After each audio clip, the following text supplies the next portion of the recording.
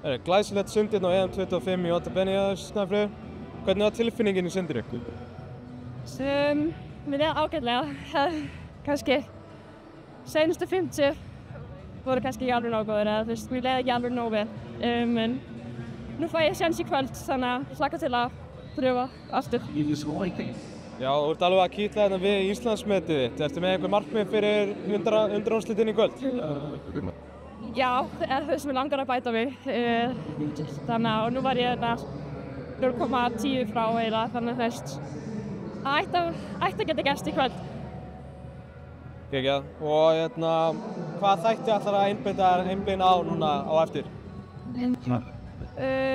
Nú eftir að tala við þjálfarann og fara yfir sundið, en ég held að það sé kannski bara að halda saman reisplaninu og svo bara vona að kvöldsundi bara hjálpa mér svolítið.